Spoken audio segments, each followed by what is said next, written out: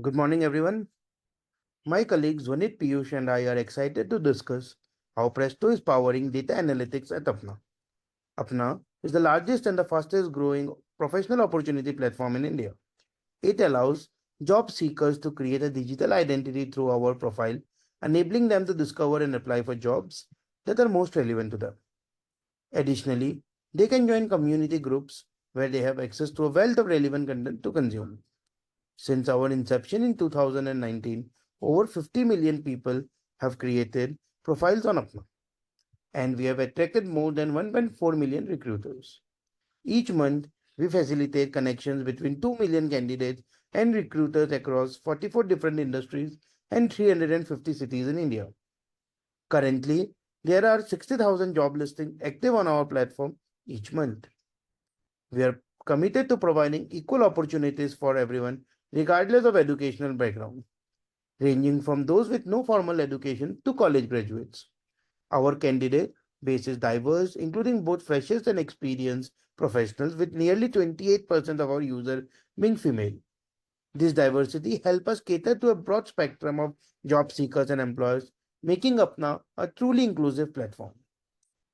Now, Piyush and Dwanit will share insight into our technical strategies, challenges we faced, and how we overcome them to create a robust and scalable data architecture at Apna. Over to you, Piyush.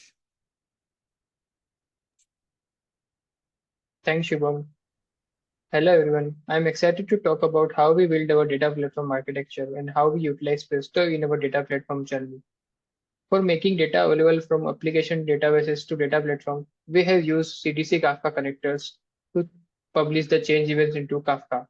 Also, we publish clickstream events into Kafka for analysis of the user behaviors.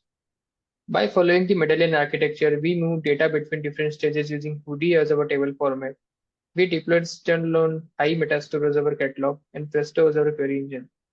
Now coming in next slide, I will talk about our deployment strategy for Presto on Google Kubernetes engine. In Apna, we truly believe in a container native architecture, so Kubernetes was the obvious choice for us. We have used standard Presto Helm chart with some customization on the index endpoint, which all BI and ETL tool can connect to within our VPC. And we have also built custom Presto container image with some additional features which Shubham will talk about in next subsequent slides. For observability, we use Prometheus and Grafana. On infrastructure front, we have used Spot nodes for Presto workers instead of the regular instances, which is approximately 4x cheaper. We have benchmarked multiple machine types and settled with an N2D high mem at for our workload, which is 8 CPU and 64 gigs of RAM. We handle auto-scaling using custom metric, which is based on memory and CPU utilization, for which we have used SCADA operator, and handle the downscaling of the workers gracefully using pre-stop of Kubernetes with the timer set to 10 minutes to send the shutdown signal to workers via REST API. Also, we do use schedule-based scaling using Jenkins to pre-warm the cluster at the specific time throughout the day.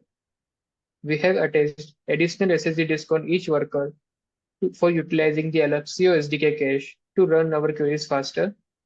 Also, we have used spill to disk capabilities on Presto, which really helped us in handling the memory intensive queries very efficiently.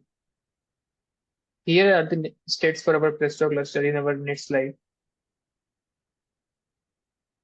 We are serving more than 60,000 queries per day, scaling 30 terabytes of data across 500 plus tables. There are more than 90 users from different tools like Metabase and Tableau querying using Presto. We are running with more than 85 nodes at a capacity, with autoscaling between 20 to 85 nodes. Now handing over to Dunit to talk more about the connectors we use and how we did our performance during our setup. Dunit, over to you. Yeah. Thank you, Piyush. Let's now talk about the different connectors we use at Apna. Given that we have implemented a lakehouse architecture using Apache Hudi, all of our data is stored as merge on read tables. We majorly use the Hive connector to query the range optimized versions of these tables. The primary reason to use the Hive connector over the Hudi connector is that it supports features like database writes and caching, which are still under development under the Hudi connector. Although we do use the hoodie connector for use cases like trust and safety, wherein real-time data is required. This is powered by the merge on read tables of hoodie. Apart from this, we have a few legacy data pipelines that store data as part of native BigQuery tables. We use the BigQuery connector to read data from these sources. Additionally, we have a number of ad hoc analytical data stored as part of Google Sheets. We maintain an internal fork of the G-Sheets connector, which is used for reading as well as writing data to these sheets. We also wanted to talk about our journey in optimizing Presto for our workloads. Let's first discuss about the parameters which we tweaked to improve our query performance.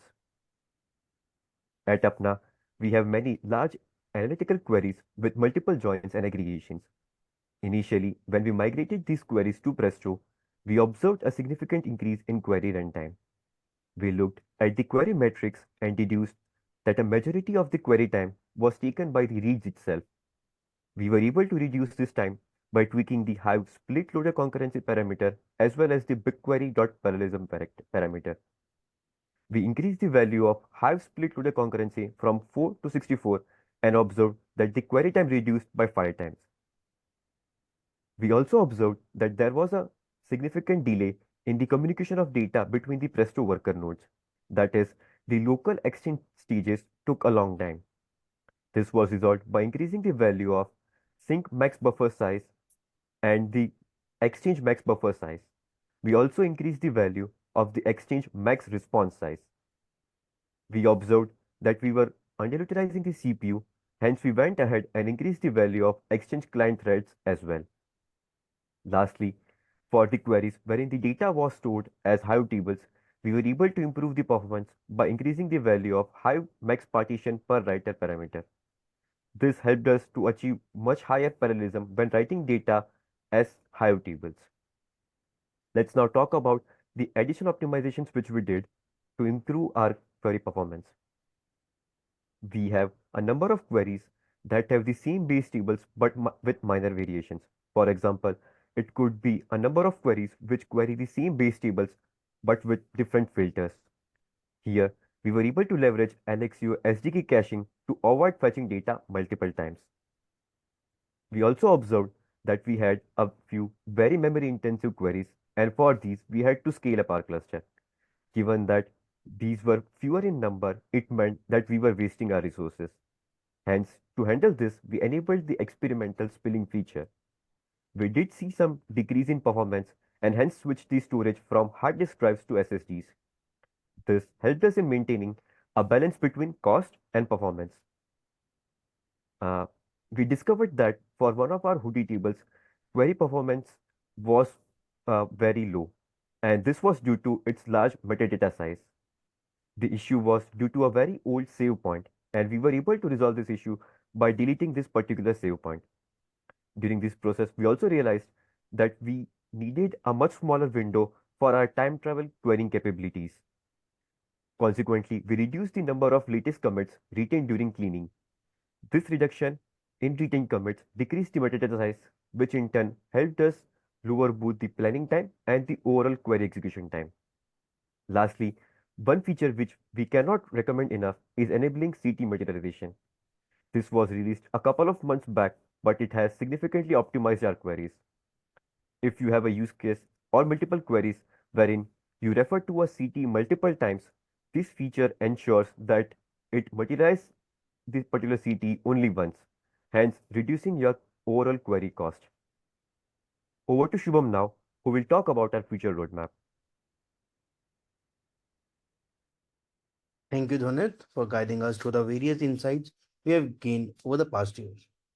Now let's delve into some of the exciting developments and future plans that we are particularly enthusiastic about.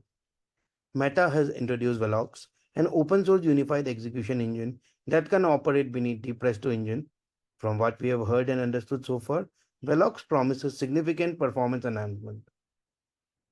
We are eagerly looking forward to integrating Velox with our system to accelerate our query processing capabilities. Another significant challenge we faced was implementing a disaggregated coordinator in Kubernetes.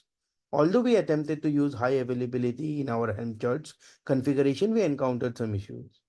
Queries were being directed to Presto, but they failed due to improper communication between the coordinators. Additionally, when using multiple resource manager, we noticed that the user interface became quite unstable. Our goal was to deploy multiple coordinators to handle peak load periods efficiently. However, since this approach didn't work, we had to resort to vertical scaling of the coordinator. Despite this workaround, we recognize the risk involved and are committed to finding a more robust solution in the future. Looking ahead, we also have some of the future roadmap planned. And first we will talk about the open source contribution that we are planning to do. So we have multiple PR in our local fork, and we'll try to merge it to the open source. So first we'll talk about the Google Sheet connector. We have extended the functionality of our Google Sheet connector to include writing capabilities. This enhancement has been running in our production for the past few months, optimizing data retrieval with BigQuery. We now apply filter condition directly within the BigQuery storage API. This optimization reduces the volume of data retrieved by filtering based on BigQuery columns. We have also added support for pseudo columns such as partition date and partition time. Advancement in the Hoodie connector. We are excited about the advancement that are being happening in the Hoodie connector, which we plan to leverage. This will enable us to utilize features like multimodal indexing on our Hoodie table, improving query performance and efficiency. Next is improving monitoring and analytics. We aim to enhance our monitoring capabilities to provide a comprehensive overview of data activity. This will include identifying the most queried tables, underutilized tables, and the most active users. These insights will optimize resource utilization and improve the overall system performance of our Presto cluster. That's all we have. So we are open for question and answers. Thank you.